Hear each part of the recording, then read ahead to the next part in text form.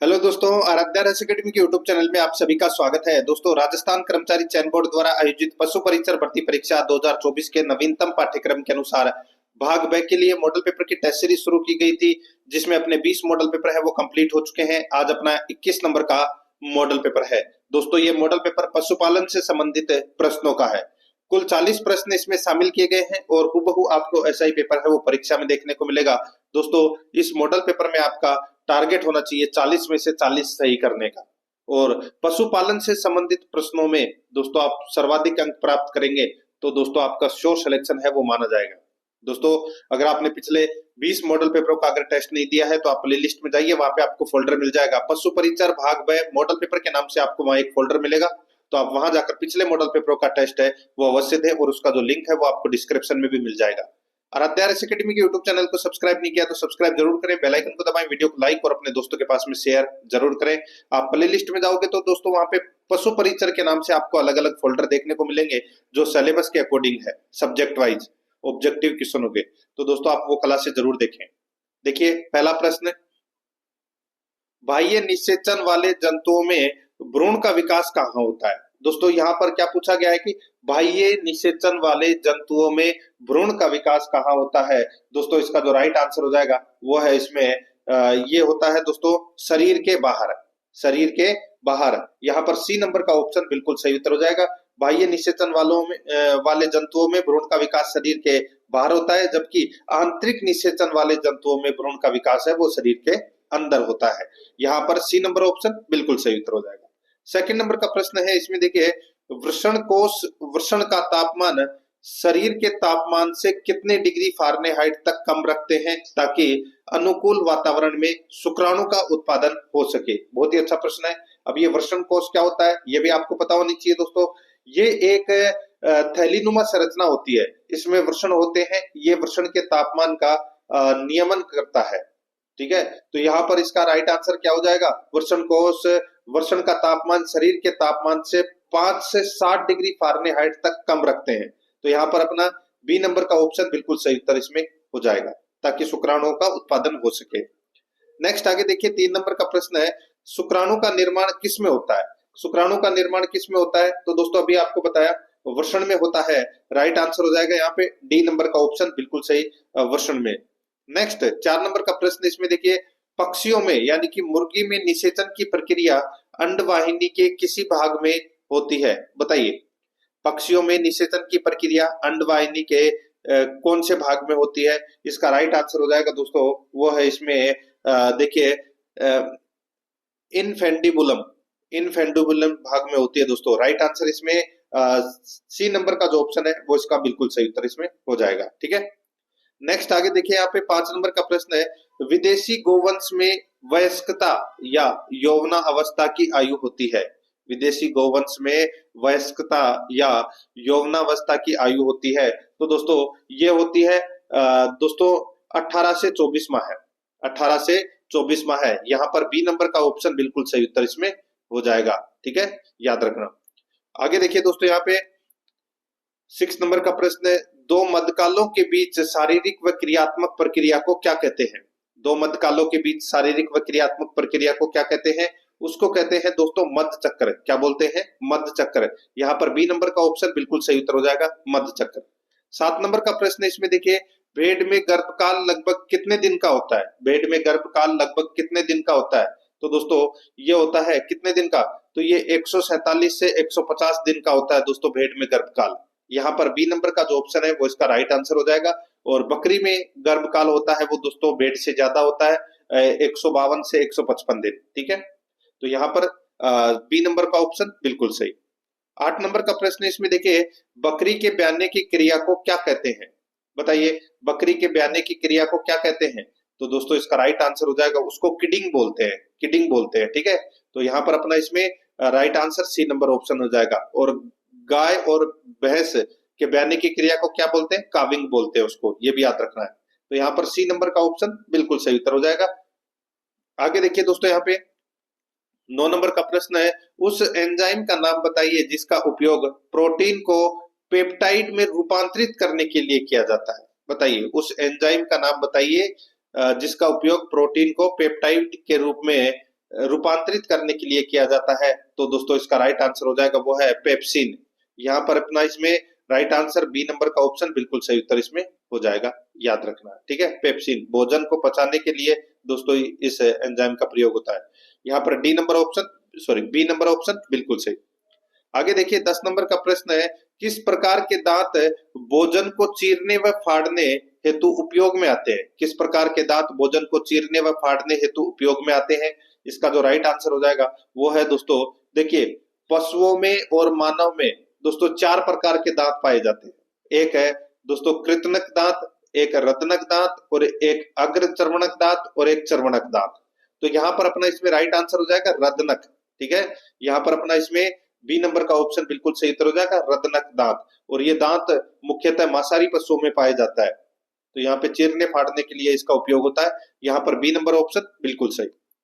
11 number का प्रश्न है, इसमें देखिए पशु शरीर की एकमात्र ग्रंथि जो एक्सोक्राइन व एंडोक्राइन दोनों प्रकार की होती है।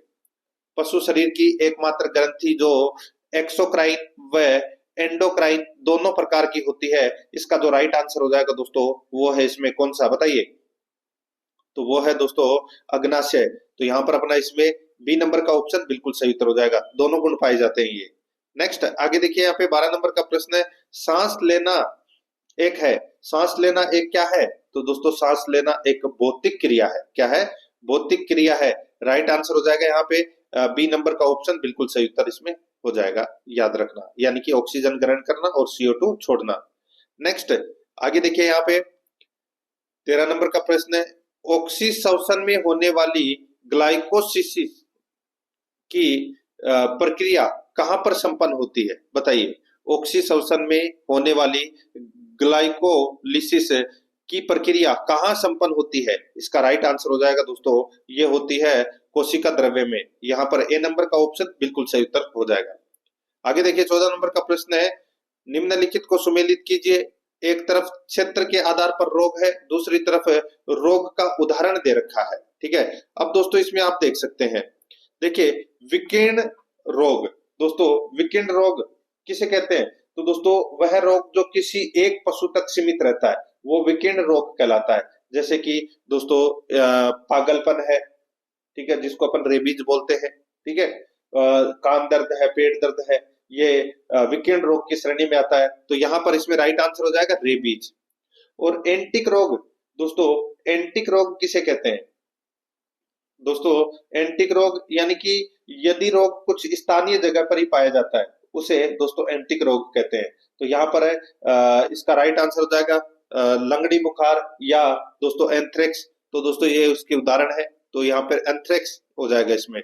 और एपिडेमिक रोग, दोस्तों एपिडेमिक रोग खुरपका मुंहपका रोग की श्रेणी में आता है ये, ठीक है, ये उदाहरण है इसका। और पेंडेमिक रोग ये दोस्तों बर्ड फ्लू है। तो यहाँ पर अपना इसमें राइट आंसर क्या हो जाएगा? 2 1 4 3 2 1 4 3 अपना इसमें राइट आंसर हो जाएगा, यानी कि देखिए कौन सा ऑप्शन है? डी नंबर का जो ऑप्शन है वो इसका बिल्कुल सही उत्तर इसमें हो जाएगा। आगे देखिए, किस बीमारी में मादा पशु के थन व अडर में कठोर सूजन आ जाती है? दोस्तों थन व अडर में कठोर सूजन आ जाती है। तो दोस्तों इसका राइट आंसर हो जाएगा कौन से रोग में या कौन सी बीमारी में? तो इसका जो राइट आंसर हो जाएगा वो है दोस्तों इसमें मेस्टाइटिस, मेस्टाइटिस यानी कि थनैला रोग। थनैला रोग की बात कर रहा हूं मैं यहाँ पे। यहाँ पर ए नंबर का जो ऑप्शन है वो इसका बिल्कुल सही उत्तर हो जाएगा, याद रखना, ठीक है। आगे देखिए यहाँ पे 16 नंबर का प्रश्न है, निम्नलिखित में से कौन सा रोग मुर्गियों में श्वसन तंत्र पर अत्यधिक प्रभाव डालता है? श्वसन तंत्र पर अत्यधिक प्रभाव है वो कौन सा रोग डालता है मुर्गियों में? तो दोस्तों इसका राइट आंसर हो जाएगा वो है दोस्तों रानीखेत, ठीक है। रानीखेत रोग में श्वसन तंत्र पर यह अधिक प्रभाव डालता है। यहाँ पर बी नंबर का ऑप्शन बिल्कुल सही उत्तर हो जाएगा। 17 नंबर का प्रश्न इसमें देखिए, पशुओं में पेचिश का प्रमुख कारण क्या है? पशुओं में पेचिश का प्रमुख कारण क्या है?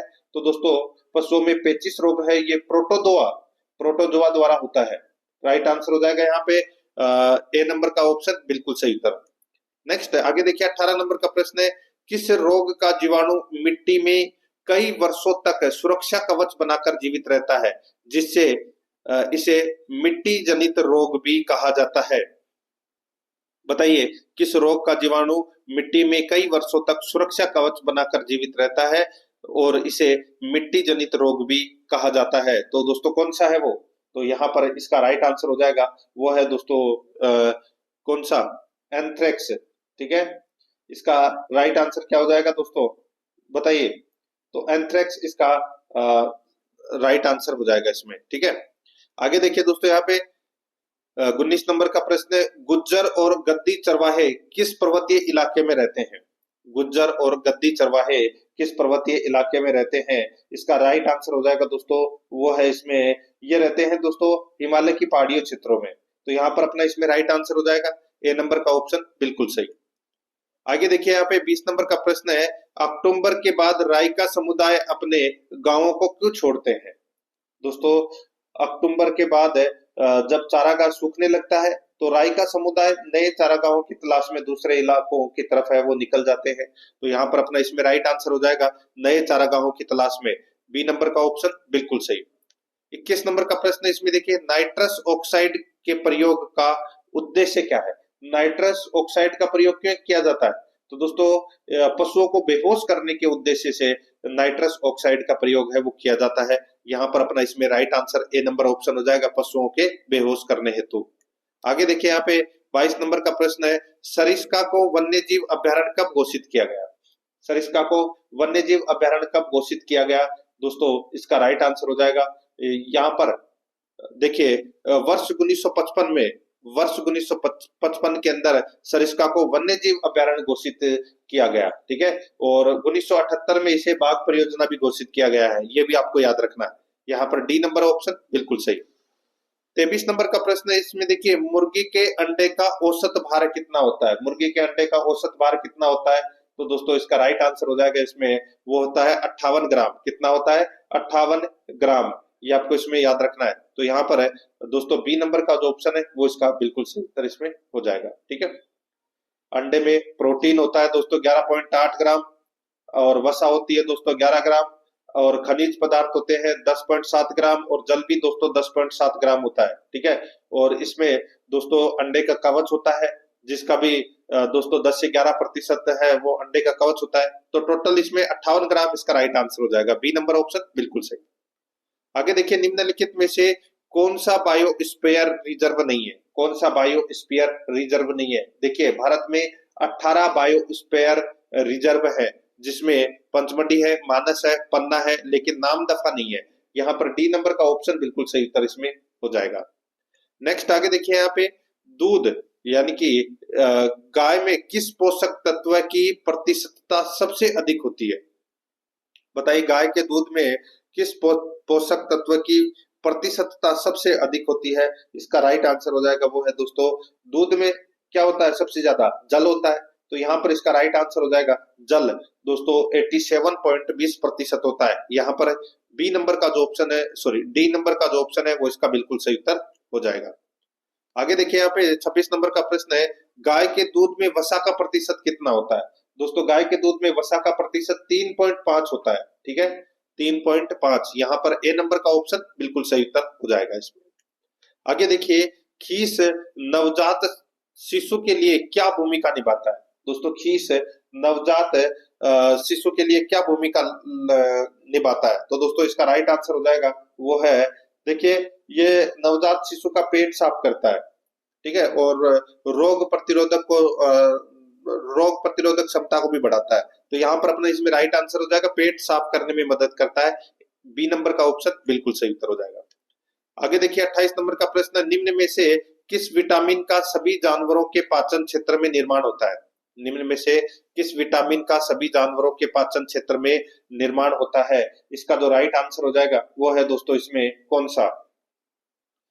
तो दोस्तों इसका सही उत्तर हो जाएगा वो है इसमें विटामिन बी। विटामिन बी, यहाँ पर बी नंबर का जो ऑप्शन है वो इसका बिल्कुल सही उत्तर हो जाएगा, विटामिन बी 12। ठीक है, इसका यूज होता है। राइट आंसर हो जाएगा यहाँ पे बी नंबर ऑप्शन बिल्कुल सही। आगे देखिए बंद आवास प्रणाली में काउ शेड के प्रकारों में से एक है। दोस्तों काउ शेड प्रकारों में से एक है, दोस्तों इसका राइट आंसर हो जाएगा यहाँ पे देखिए एकल पंक्ति प्रणाली, ये अपना इसमें राइट आंसर हो जाएगा। ए नंबर का जो ऑप्शन है वो इसका बिल्कुल सही उत्तर हो जाएगा।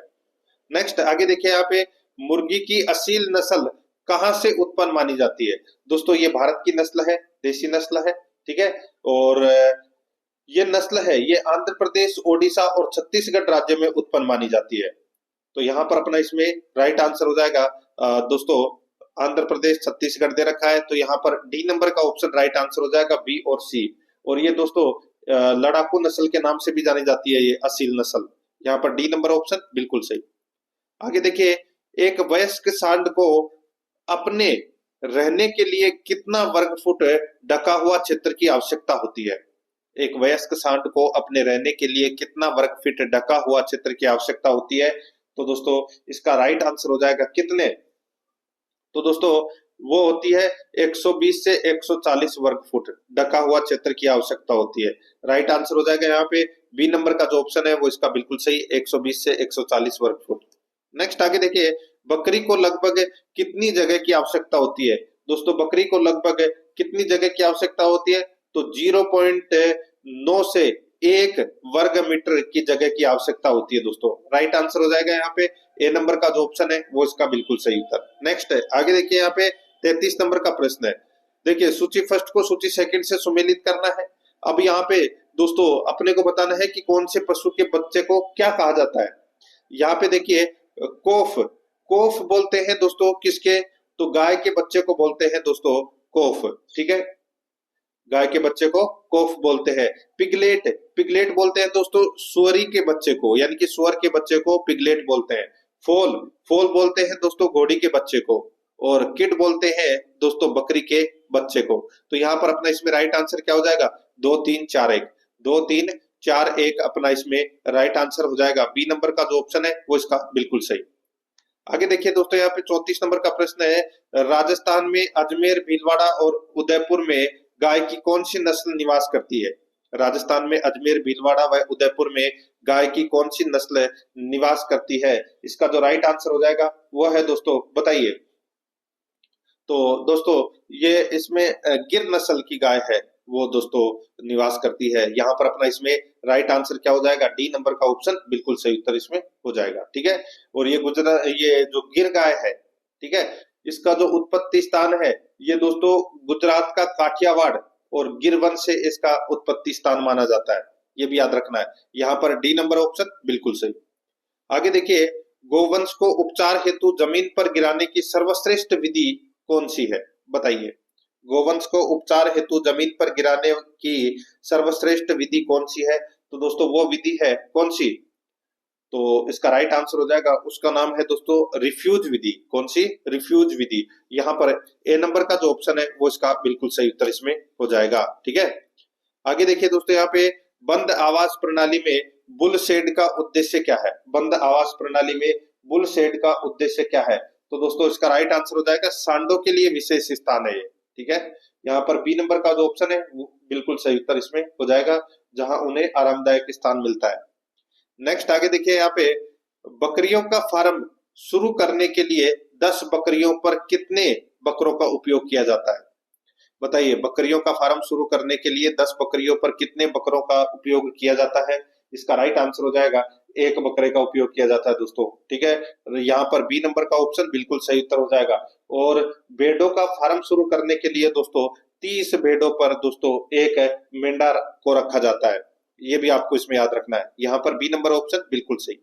आगे देखिए, बछड़े में जन्म के कितने समय बाद सींग रोदन करना चाहिए? बछड़े के जन्म के कितने समय बाद सींग रोदन करना चाहिए? इसका जो राइट आंसर हो जाएगा वो है दोस्तों, बताइए। तो दोस्तों 3 से 10 दिन पश्चात ही सींग रोदन है वो करना चाहिए। तो यहाँ पर अपना इसमें राइट आंसर हो जाएगा, सी नंबर का ऑप्शन बिल्कुल सही, 3 से 10 दिन पश्चात, ठीक है। आगे देखिए, निम्नलिखित में से किसे राष्ट्रीय विरासत पशु घोषित किया गया? किसे राष्ट्रीय विरासत पशु घोषित किया गया? तो दोस्तों इसका राइट आंसर हो जाएगा वो है 22 अक्टूबर 2015 को दोस्तों हाथी को राष्ट्रीय विरासत पशु घोषित किया गया, ठीक है। राइट आंसर हो जाएगा यहाँ पे डी नंबर का जो ऑप्शन है वो इसका बिल्कुल सही उत्तर हो जाएगा, याद रखना, ठीक है। आगे देखिए दोस्तों, यहाँ पे 40 नंबर का प्रश्न है, मोर को राष्ट्रीय पक्षी कब घोषित किया गया? मोर को राष्ट्रीय पक्षी है वो दोस्तों कब घोषित किया गया? तो 26 जनवरी 1963 को मोर को राष्ट्रीय पक्षी है वो घोषित किया गया। यहाँ पर सी नंबर का जो ऑप्शन है वो इसका बिल्कुल सही उत्तर इसमें हो जाएगा। तो दोस्तों ये मैंने आपको जो प्रश्न करवाए हैं ये पशु परिचर में पशुपालन से संबंधित प्रश्न थे, और ये आज अपना 21 नंबर का मॉडल पेपर है वो कंप्लीट हो चुका है। अगर आपने पिछली क्लासें नहीं देखी है तो आप प्ले लिस्ट में जाइए, वहां पे आपको फोल्डर मिल जाएगा और डिस्क्रिप्शन में लिंक मिल जाएगा, तो क्लासेस जरूर देखें। और आराध्या एकेडमी के यूट्यूब चैनल को सब्सक्राइब नहीं किया तो सब्सक्राइब जरूर करें, बेल आइकन को दबाएं, वीडियो को लाइक और अपने दोस्तों के पास में शेयर जरूर करें। मिलते हैं दोस्तों नेक्स्ट क्लास में। जय हिंद, जय भारत।